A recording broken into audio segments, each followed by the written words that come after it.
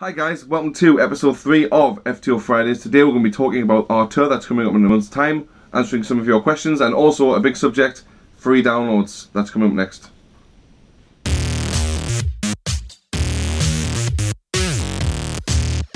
So guys, as you probably already know, White Clouds and Gunfire, Face the Ocean, Everybody Looks Famous are all going on tour in under a month's time. What are you looking forward to the most? Well, since it's like the 6th tour, I'm mainly looking forward to the most because we've made a lot of friends. Yeah. I'm mainly looking forward to seeing them, obviously playing the shows as well, but mainly the friends, to see everybody. Yeah. Exactly, I mean, you know, we're all, the band are the best of friends. We're already friends with White Clouds and Everybody Looks Famous. We've got a lot of friends that we've made over the tours, and you know, we're all looking forward to seeing them all again, spend some time, have some fun. It's all about the fun. It's all about the friends and the fun and playing the shows and make sure everybody enjoys what's going on for the whole week, you know. I mean, even when we're in the van, because we've known each other for so long, we're such good friends, even when we're in the van, it's just a laugh, just we'll have a great time, you know. Even if we're doing like Newcastle to Brighton, and we've got to be up at 6 in the morning, and we'll go to bed at 4 in the morning, we'll have 2 hours sleep and we're just like, it's still awesome, you know. Also, we are doing some new songs, well, not so much new songs, but we're playing some songs from Deliverance that we haven't played live before.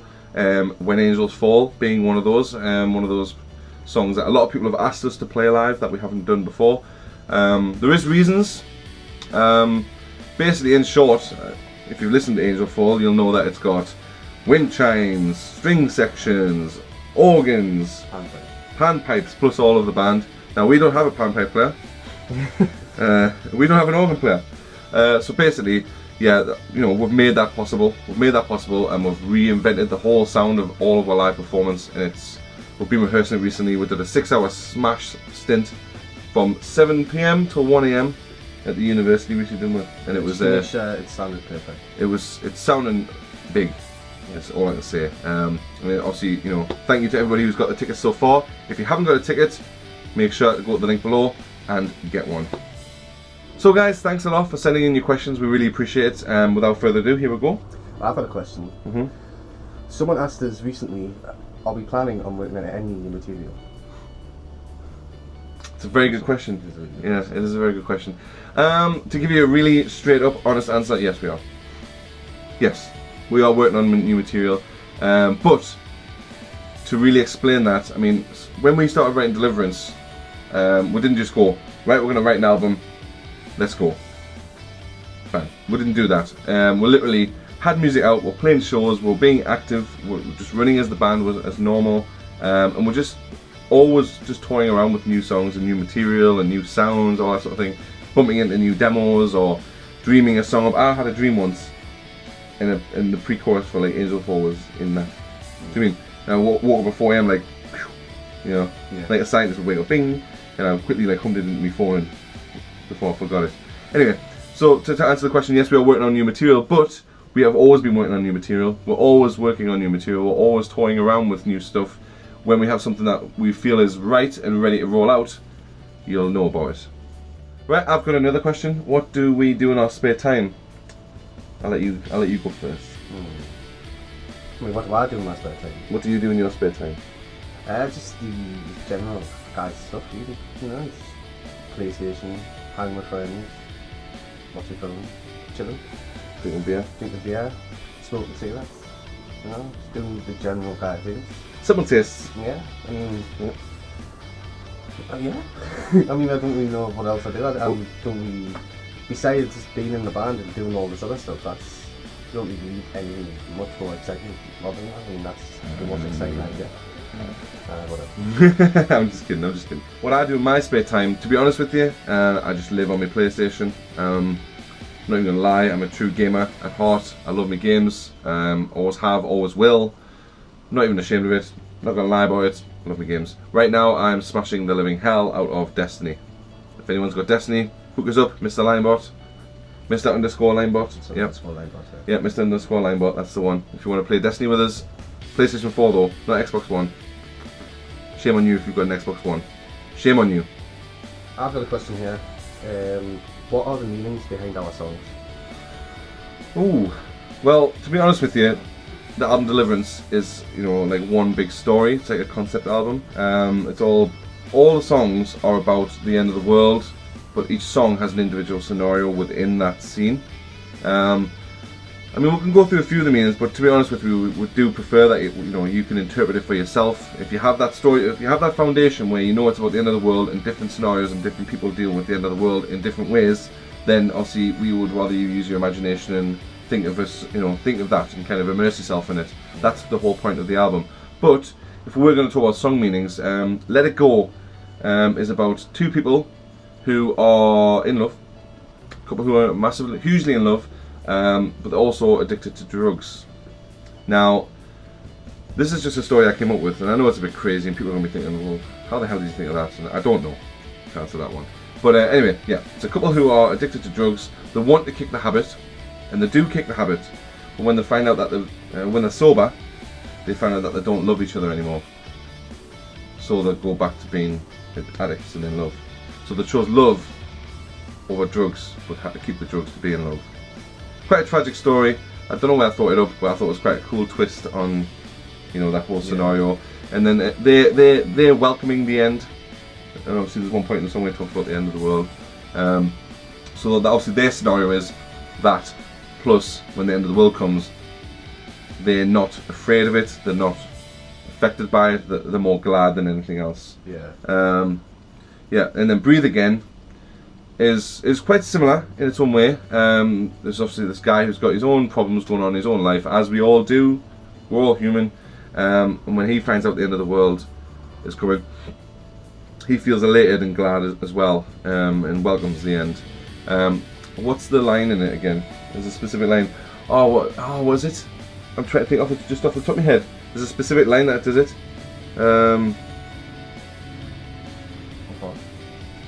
I broke down with joy instead of fear. Oh yeah. That's it. So obviously he broke down, but because he was glad, not because he was upset about the end of the world. That's what that means. But to be honest with you, that's as much as you're going to get, because the rest of it is up for yourselves to interpret. So if you ever came towards us and said that you've got new thoughts about any type of song in the album, so if you come to us and say, I always get the feeling that I believe this is what this song is about, then that's what you believe. Would welcome that as well. I'd actually love to hear what people think the rest of the songs are about. Feel free to let me know. Right guys, this is a big topic. It's been around for years and everybody speaks of it and everyone wants to know what other people think about it, including ourselves. Free downloads of bands' music, it's quite a controversial subject. It's met with 50-50. Some people see the good, some people see the bad. What's your take on it, honestly? I'm sort of 60-40 about it. Yeah, this is a free house. There's no judgment going on here. You just put your honest opinion across of what you honestly think is up with free downloads. Yeah. Do you see the good in it, or do you see the bad? I see the bad in it. You see the bad? 60% I see bad, as in because what bands would like people maybe leaking or giving out free music. The 40% might be good to fan base, things like that, but 60%, it's a lot of bands do make it as their living, and I believe that it affects the way that they make their living from giving out free music, and it might not even be from their permission. Somebody might have just been giving it out leaked, and that's what I don't agree with. Yeah. Because I think it's affecting the way that they want to make their living, because they may actually rely solely on their music to make their living. Yeah. And I believe it could affect the way they live. No, I totally agree with you. What do you think? Honest truth, I see the good and I see the bad. I mean, obviously the bad is, obviously bands are trying to make a living, and to make a living you've got to earn money. It is as simple as that. No one's trying to look bad by making money. You shouldn't be judged for trying to make money. Everyone goes to work, everyone has work, So like, a band trying to make money from their band should just be seen as them trying to go to, trying to do some work and earn a living doing what they love. There's nothing wrong with that. No judgment should be passed. I've seen a lot of people like backlash at bands because they've turned around and said, well, obviously we need the money to live off, and then the fans have turned around and said, well, this, that and the other, and reacted really badly to it, and I personally think that that's wrong. I mean, if you want to make a living doing what you love, then you've got the tenacity to chase it, then kudos to you. You've earned that. You've earned. There's a level of respect you earn by doing that. The bad is that obviously you're not making as much money, or any money at all, I'll be honest with you. It doesn't affect every band, it only affects you when you get to a certain level. I'll be honest with you, we haven't been affected by free downloads yet. I don't know, I mean obviously I can't give a 100% reaction, but I think I'd be, a little part of us would be a little bit frustrated. And another part of us would just be glad that people are wanting to hear our music. I mean, if your songs are getting downloaded, it means there is a demand for your music, and that's something that every band strives to achieve, you know. And also, I think that bands also do overreact a little bit about it. I think a lot of people see too much bad in it. There is many other ways that bands and artists can make money away from their music. You've just got to be clever about it. Yeah. You know. I'll give an example. Say for example you're in a band, right, and you're at a certain level where you know you are really heavily relying on your music, on your sales to see you through. You could, for example's sake, give an album away for free. Now more people hear it because it's free. In turn, you go on tour. You got a chance to sell more tickets because of that. So the money that you earn extra tickets but less album sales to balance out the books. And then if you're even more clever, you can look into, you know, possibly getting your music on an advert or a game or a film and just get a straight up payout that would balance out the books from the sales. So there is many other ways. You've just got to have a clever head about it. Bands shouldn't complain about it too much, I don't think. You've just got to have a clever head about it and try other avenues of to build your finance. Don't ever rely on album sales. It's just the wrong thing to do. It's the wrong thing to do because it won't work and it's unreliable purely because of free downloads. Yeah. And that's all free downloads have done, in my opinion, is made sales figures unreliable. Like for example, whole of America's down 5% in album sales in this year compared to last year. Now 5% sounds like not a lot, but when you talk about a country the size of America, it's quite a lot of money. $1 billion industry as well. Yeah, and then you've got stuff like Spotify, you know what I mean, and people can just go, there you go. And let's be honest with you, the payout on Spotify is not good. You've got to have a certain amount of listens after a certain amount of time, and then they'll pay you so many, like I think it's not even a penny per stream.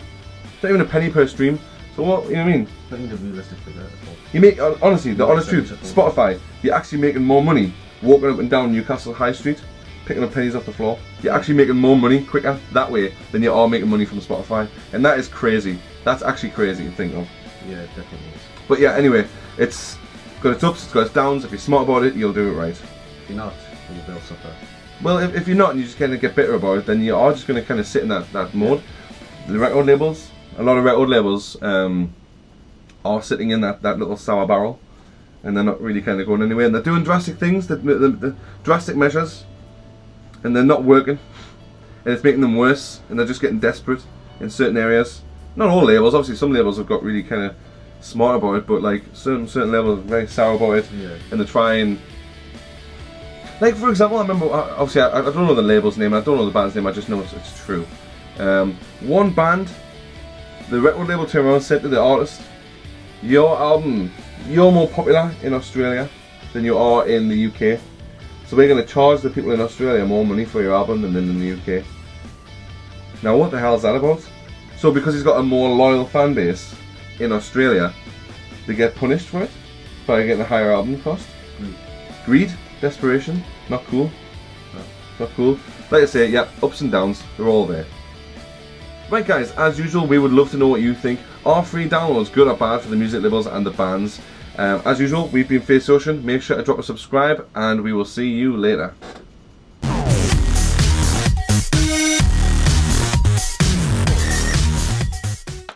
Hi guys, we're going to be talking about my beard. Right. Hi guys, welcome to... you dick! You dick! Has to be seamless. Okay.